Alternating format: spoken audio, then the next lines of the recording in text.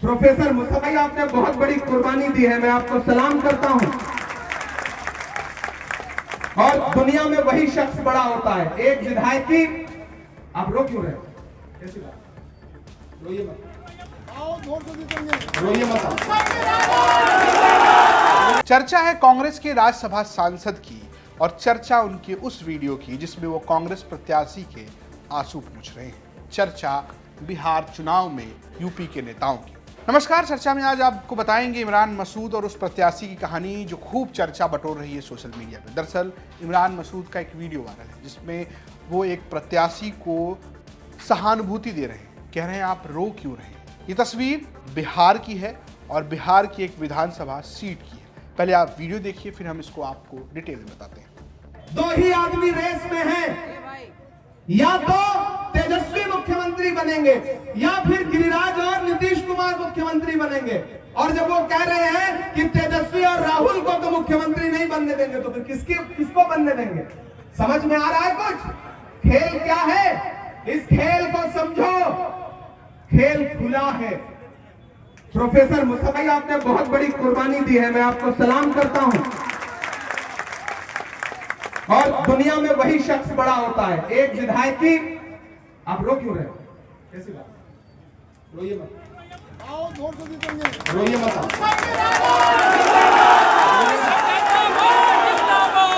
मसविर आलम जिंदाबाद, मसविर आलम जिंदाबाद, मसविर आलम जिंदाबाद। बहादुरगंज वालों, अपने बुजुर्गों को रुलाओ मत यार, ये अच्छा नहीं है।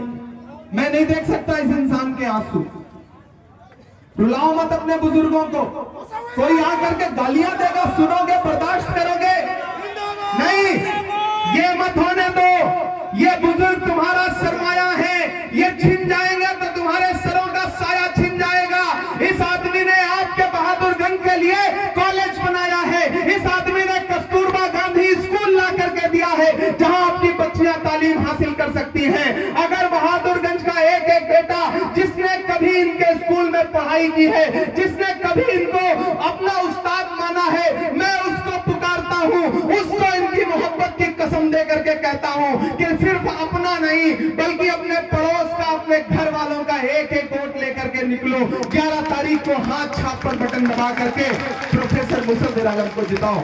सीमांचल के इलाके में राज्यसभा सांसद इमरान प्रतापगढ़ी और यूपी के शायर लगातार प्रचार कर रहे हैं। ऐसे में किशनगंज के बहादुरगंज विधानसभा में पहुंचे थे। प्रोफेसर मुसाफिर आलम के लिए वो सभा कर रहे थे। जब वो सभा कर रहे थे तब उन्होंने उनकी बात की और उन्होंने कहा कि इन्होंने कितना बलिदान दिया है। वो ओवैसी को चैलेंज कर रहे थे और उनकी बातें सुनते सुनते प्रोफेसर साहब एकदम भावुक हो गए। इस भावुकता की अपील इमरान मसूद करते हुए नजर आए अपनी जनता के बीच में और ये कहते नजर आए कि महागठबंधन को वोट दीजिए, क्योंकि अगर वो जीतेंगे तो बीजेपी की सरकार बनेगी, अगर प्रोफेसर साहब जीतेंगे तो तेजस्वी और कांग्रेस की सरकार बनेगी। सिर्फ इमरान प्रतापगढ़ ही नहीं, राहुल गांधी के साथ भी लोग भावुक हो रहे हैं। ऐसी ही एक रैली बिहार में राहुल गांधी कर रहे हैं जिसे भी इमरान प्रतापगढ़ी ने ही साझा किया है। उसमें भी कांग्रेस के प्रत्याशी राहुल गांधी के मंच पर भावुक हो रहे हैं जब वे बता रहे हैं कि ये पोस्टमैन का बेटा है। देखिए, आप पोस्टमैन के बेटे हो और आपके पिता ने पूरी जिंदगी मेहनत की और अब आप यहां के एमएलए बनने जा रहे हो। और जब आप एमएलए बनोगे तो आपको अपने पहले जनता के बारे में सोचना है।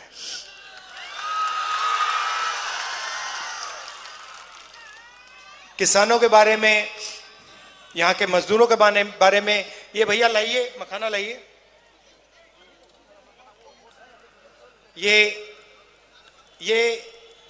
यहां की मेहनत है, ये मेहनत का फल है। मगर इसके लिए जो ये काम करते हैं उनको इसका फायदा नहीं मिलता। ये अमेरिका में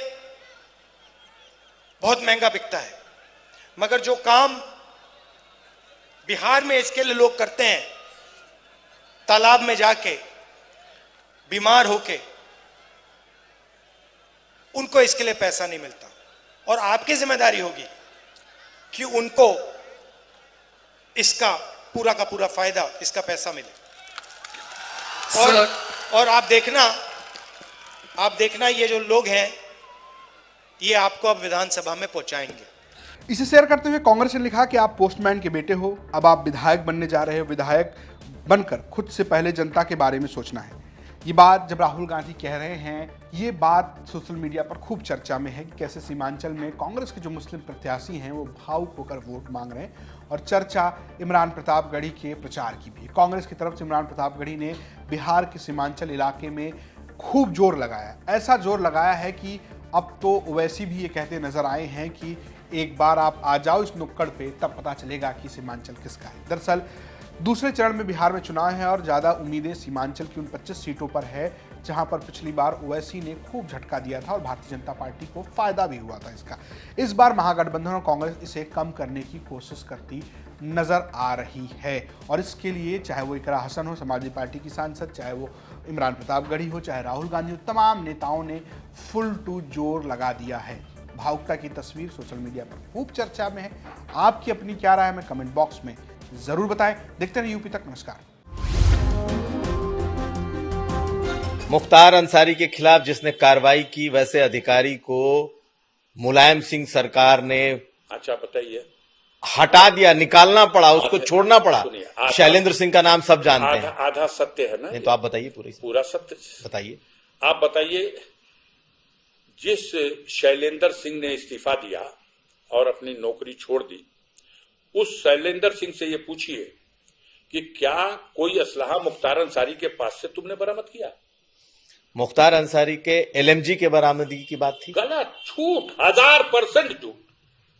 सेना में एक जवान है, सेना से वो भाग रहा है एलएमजी लेकर के। जीवन में कभी मुख्तार से नहीं मिला, जीवन में कभी एक दूसरे को किसी ने किसी से नहीं देखा। लेके वहां चलता है, उसके मन में अरमान है कि हम अपना ये असलहा फला आदमी को देंगे।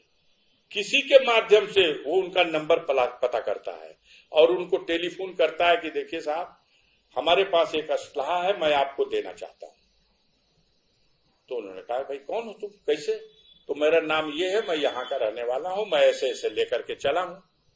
तो मैं तो तुम्हें जानता नहीं, लेकिन हम तो आपको जानते हैं सरकार, हम तो आपका दर्शन करना चाहते हैं, हमको अपने पास बुला लीजिए।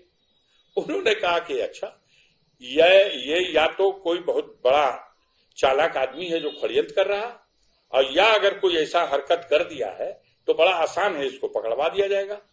उसे कहे ठीक है, तुम मेरे पास आ जाना। और वो, आप सुन रहे थे उसकी आवाज, आप आ जाने दिए होते, मैं ले लिया होता उसका असलहा, तब ना मैं आरोपी होता।